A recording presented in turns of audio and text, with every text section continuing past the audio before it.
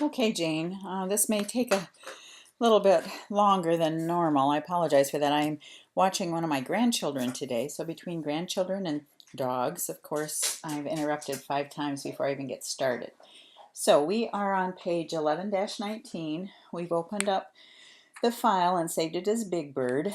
And then it says, make the Big Bird layer active. Is it Big Bird or just... Yeah, make the bird layer active, and you do that by clicking on it. Then display the photography workspace. So we want to go up here and make sure it's the photography workspace showing. I'm sure you can hear that crunching in the background. That's my dog, of course. He has his food dish in my studio with me, and he picks right now to eat. I'm going to pause this for a second, and I'll be right back. All right, I'm back.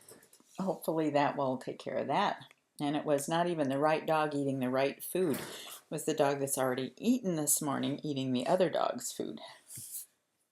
All right, so we are going to display the color balance adjustment settings.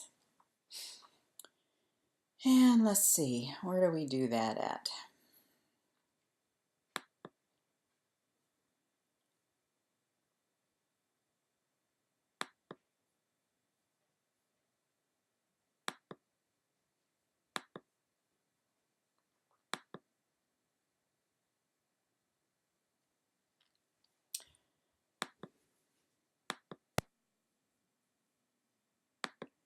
All right, sorry, it took me a while to find that. It's like I have to relearn this each semester.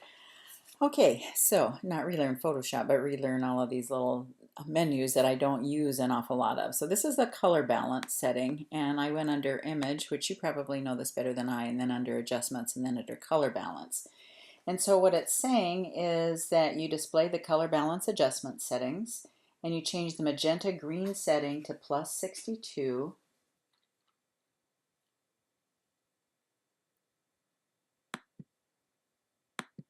The magenta green, and that it goes to +62.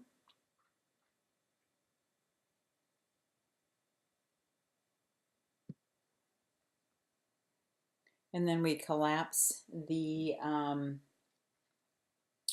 properties panel.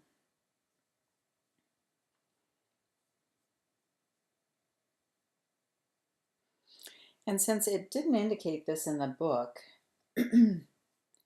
I'm not so sure which of these, whether we were supposed to have midtones, shadows, or highlights clicked. I left it as the default, which is at the midtones. Okay.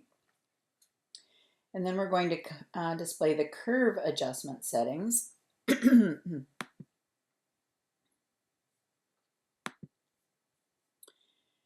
under curves, we're going to click the point where the input and output both equal 64.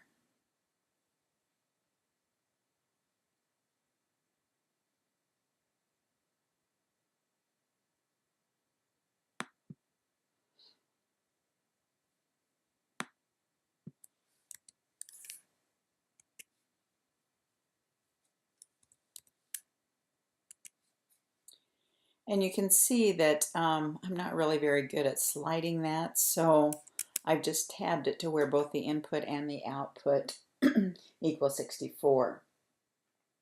Then we're going to drag the curve up so that the output equals 128 while the input remains at 64.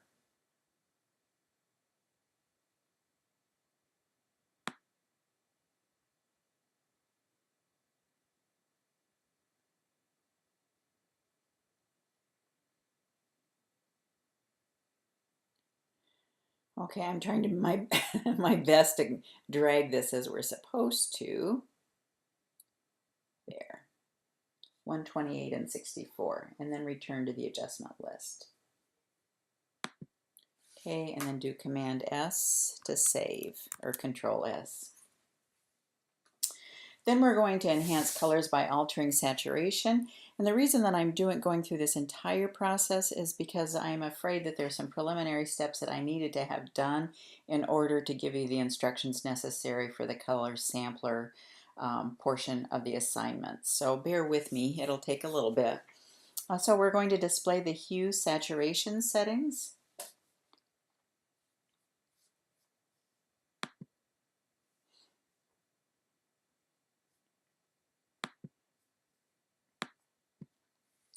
And we're going to edit the master color range,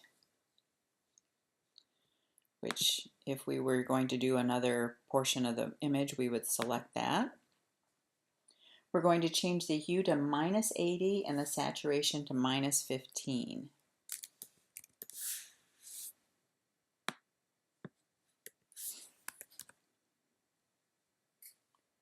Then collapse this properties panel as well.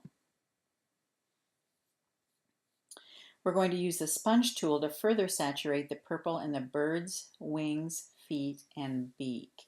So we're going to look here for the sponge tool.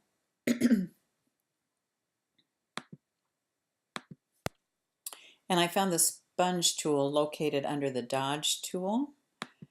And again, we are going to further saturate the purple in the bird's wings. So you want to make sure that we get the purple in the bird's wings. And you can see how when I rub my brush over the sponge over that particular portion, it gets a little bit darker. And then we're going to further saturate the purple in the bird's wings, feet, and beak. And you see how, I may be working with a little bit larger brush than is necessary. When we get down to the feet, I'm going to have to go back up here and reduce the size of the brush a bit. And I would do that even more, only because I'm also saturating other colors that I don't want to.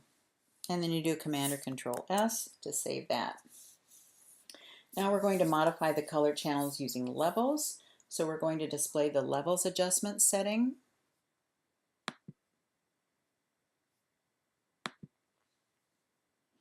We're going to modify the blue channel input. So we're going to bring this over here so you can see. We're going to go to the blue channel input. And we're going to modify the input levels to 95.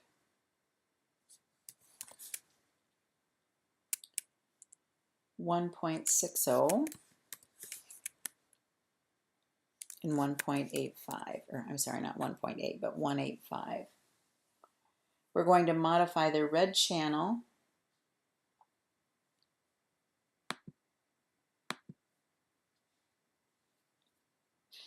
to 0, 2, and 200.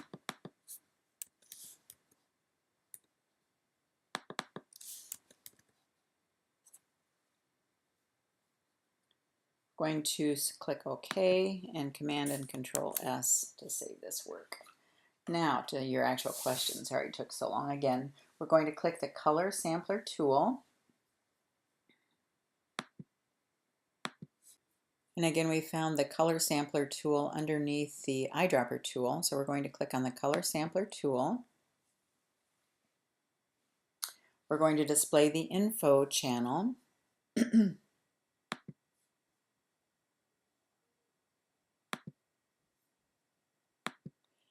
Info panels, sorry.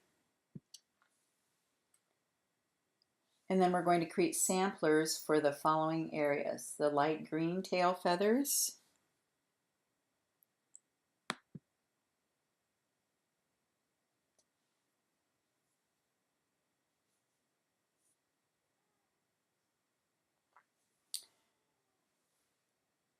the purple wing,